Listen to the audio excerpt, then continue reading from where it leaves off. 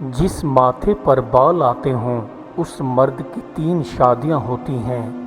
جس مرد کی آنکھیں کالی سیاہ ہوں ایسے مرد کی شادی ایک ہوتی ہے۔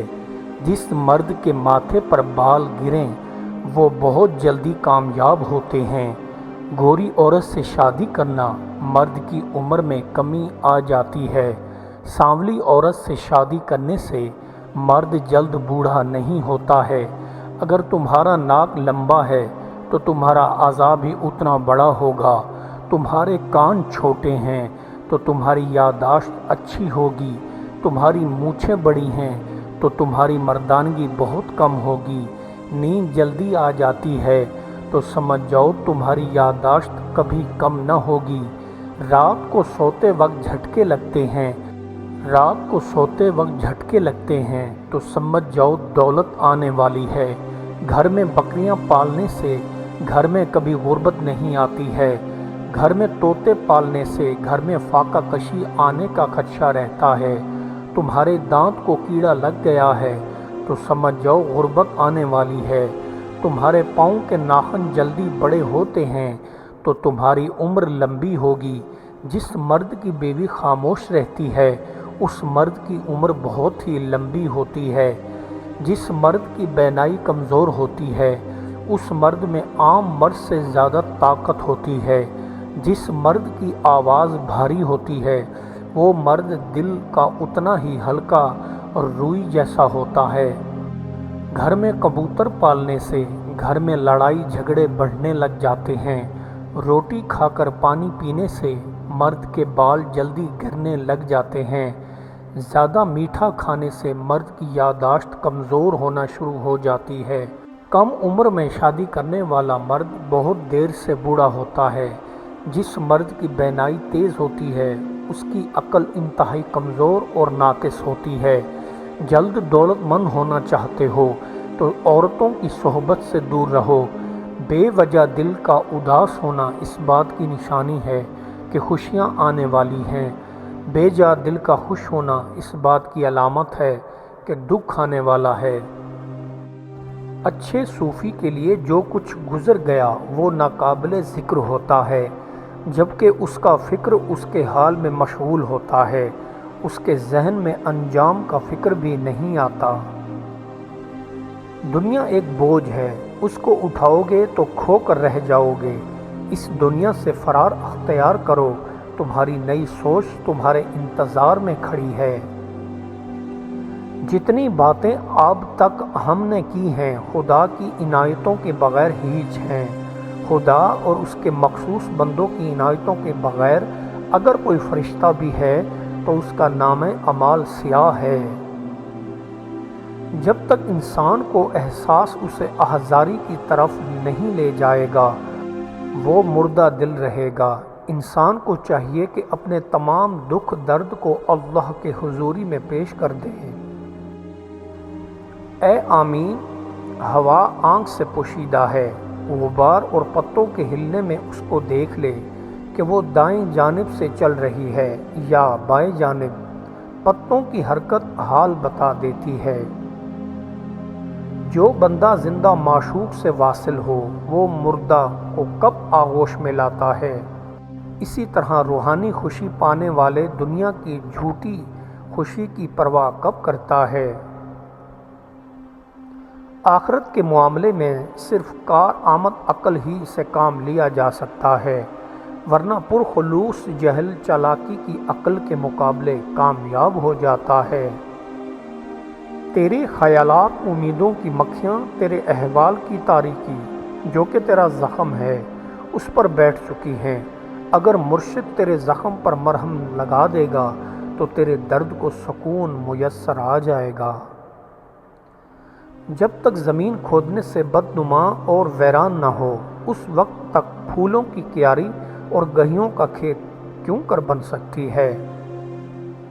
اے بے خبر، آہستہ آہستہ اہل اللہ کے دن کے نور سے مانوس ہو تاکہ ان کے کمالات سے فیض حاصل کرے، ورنہ تو چمگادڑ کی طرح نور سے ہمیشہ کے لیے نور سے محروم رہ جائے گا۔ لیکن تجھے میری بات کڑوی لگتی ہے، میرے ڈرانے سے تجھے نیند گھیرتی ہے۔ صاحب آخر تھوڑی دیر کے لیے جاگ جا، اپنی زندگی سے فائدہ اٹھا۔ جب سننے والے نافہم اور بے وقوف ہوں تو نکتے فرار اختیار کر لیتے ہیں۔ جب سننے والے میں اہلیت نہ ہو تو خاموشی بہتر ہے۔ جن کے دل کھوٹ سے بھرے ہوتے ہیں اور جن کے دل میں منافقت بھری ہوتی ہے، ان کے دلوں میں اللہ کی محبت نہیں ہوا کرتی۔ انسان کا جسم اس کا فرعون ہے، وہ باہر بھاگا پھرتا ہے کہ دشمن کہاں ہے، اور نفس جسم کے گھر میں نازوں سے پل رہا ہے۔ یہ دنیا اوپر سے نیچے تک گہری پریشانی میں ہے، صرف محبت کی مہک سے ہی یہ پریشانی رفع کی جا سکتی ہے۔ اگر اللہ کسی کو اپنے دربار سے دور کرتا ہے تو اس لیے کرتا ہے کہ دربار کی قدر معلوم ہو جائے۔ جب جدائی کی سزا ملتی ہے تو فصل کی قدر ہوتی ہے۔ ایمان کو مضبوط کرنے کے لیے انسان کو اپنے اندر کی سختی کو نرم کرنا ہوگا، تب جا کر انسان کا ایمان مضبوط بنے گا۔ وہ علم جس میں حقانیت کی روح نہ ہو اور محض لفظی ہو، وہ بے جان ہوتا ہے۔ دینے والے نہ ہوں تو فنا ہو جاتا ہے۔ حق تعالیٰ کی عبادت اور اطاعت کے لیے قابلیت ضروری نہیں۔ جب اطاعت ہوتی ہے اور اللہ توفیق دیتا ہے تو قابلیت خود بخود جنم لے لیتی ہے۔ اللہ کے کاموں میں لگنے کی وجہ سے رزق کی کمی اندیشہ شیطانی اور وسوسہ ہوتا ہے۔ شیطان تمہیں فقر سے ڈراتا ہے، لیکن نظر ہمیشہ نتیجہ پر ہونی چاہیے۔ اس جہاں میں دونوں نوری اور ناری لوگ پانی کی موجوں کی طرح آپس میں ٹکراتے ہیں۔ نوری صلح کی موجوں کو ابھارتے ہیں اور سینوں سے کینوں کو نکالتے ہیں۔ اس کے برعکس ناری محبتوں کو تاؤ بالا کرتے ہیں۔ محبت کروڑوں کو مٹھاس کی طرف کھینچتی ہے اور عداوت میٹھے کو تلخ بناتی ہے۔ عاشق کی عید محبوب کا دیدار ہے، اور یہ دیدار اسے دنیا میں 2 مرتبہ ملتا ہے۔ پہلی بار جب اس کی میں مرتی ہے اور دوسری بار جب وہ خود مر جاتا ہے۔ خواہشات نفسانی کے زکام کو دفع کر عاشقوں کی صحبت میں جا۔ جب عالم غیب کی خوشبو سونگھے گا تو روح عالم غیب کی طرف کھینچے گی، اور آخرکار سینے میں تجلیات رب کا ظہور ہوگا۔ احمد بندہ دنیا کے مزے لوٹتا رہتا ہے اور پھر ایسے وقت فکر کرتا ہے جب فکر کرنے سے کوئی فائدہ نہیں ہوتا۔ برے اعمال کرنے سے اچھے اعمال بھی تباہ ہو جاتے ہیں۔ حدیث میں ہے کہ حسد نیکیوں کو اس طرح کھا جاتا ہے جیسے آگ لکڑی کو۔ اگر دنیا میں عیب دار چیزیں نہ ہوں، سب بے وقوف تاجر بن جائیں، پھر تو سامان کو پہچاننا بہت آسان ہو۔ جب کوئی عیب نہیں ہے، پھر کیا اہل اور کیا نااہل۔ ہنستے ہوئے کوئی فقیر تمہارے پاس مانگنے آ جائے اور تمہارے پاس دینے کو کچھ نہ ہو تو سمجھ جانا تم دولت مند ہونے والے ہو۔ نفس اگرچہ ہوشیار ہے، مگر جب دنیا اس کی قبلہ ہے تو اس کو مردہ سمجھ لے۔ دنیا دار کیسا ہی زیرک و بیدار مغز ہو، مگر جب عقبہ سے غافل ہے تو وہ کچھ بھی نہیں ہے۔ اپنی عقل اور دل کو مادی اشیاء کی محبت سے پاک کر لے تو نظام ہضم کے بغیر تازہ غذا میسر آ جاتی ہے، جیسے حضرت مریم کو ملا کرتی تھی۔